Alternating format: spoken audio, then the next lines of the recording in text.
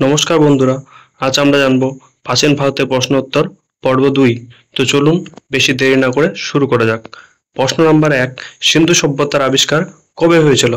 উত্তর হবে 1921 সালে আবিষ্কৃত হয়েছিল হরপ্পা ও 1922 সালে হয়েছিল মহেঞ্জোদারো। প্রশ্ন নম্বর, সিন্ধু সভ্যতা কোন যুগের অন্তর্গত? উত্তর হবে প্রস্তর যুগের পরবর্তী বোন যুগ। প্রশ্ন নম্বর 3, সিন্ধু সভ্যতার সবচেয়ে বড় স্থাপত্য কী ছিল? উত্তর হবে মহাস্নানাগার। প্রশ্ন নম্বর 4, সিন্ধু সভ্যতা মানুষের প্রধান উপকরণ কোন ধাতু দিয়ে তৈরি হতো? উত্তর হবে তামা ও ব্রোঞ্জ। প্রশ্ন নম্বর 5, সিন্ধু সভ্যতায় লিপি কী নামে পরিচিত? উত্তর হবে সিন্ধু লিপি। প্রশ্ন নম্বর 6, গৌতম বুদ্ধের জন্ম কবে হয়েছিল?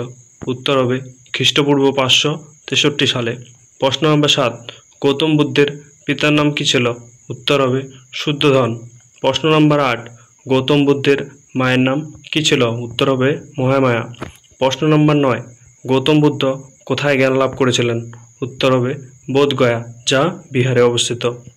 প্রশ্ন নম্বর 10, গৌতম বুদ্ধ কোন গাছের নিচে জ্ঞান লাভ করেন? উত্তর হবে বোধিবৃক্ষ। প্রশ্ন নম্বর 11, প্রথম বৌদ্ধ সংঘ কোথায় অনুষ্ঠিত হয়েছিল? উত্তর হবে রাজগৃহে, অজাশত্রুর শাসনামলে। প্রশ্ন নম্বর 12, দ্বিতীয় বৌদ্ধ সংঘ কোথায় হয়েছিল? উত্তর হবে বৈশালীতে। প্রশ্ন নম্বর 13, তৃতীয় বৌদ্ধ সংঘ কে আয়োজন করেন?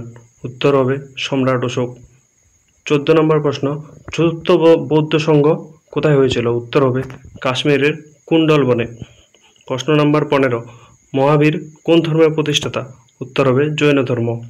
প্রশ্ন নম্বর 16, মহাবীর জন্ম কবে হয়েছিল? উত্তর হবে খ্রিস্টপূর্ব 599 সালে। প্রশ্ন নম্বর 17, জৈন ধর্মের প্রথম তীর্থঙ্কর কে ছিলেন? উত্তর হবে ঋষভদেব। প্রশ্ন নম্বর 18, জৈন ধর্মের 24তম তীর্থঙ্কর কে ছিলেন? উত্তর হবে মহাবীর। প্রশ্ন নম্বর 19, মগধ সাম্রাজ্যের প্রথম রাজবংশ কোনটি? উত্তর হবে হর্ষঙ্ক বংশ। প্রশ্ন নম্বর 20, বিম্বিসার কোন রাজবংশের শাসক ছিলেন? উত্তর হবে হর্ষঙ্ক বংশের। প্রশ্ন নম্বর 21, অজাশত্রু কোন রাজবংশের শাসক ছিলেন? উত্তর হবে হর্ষঙ্ক বংশের।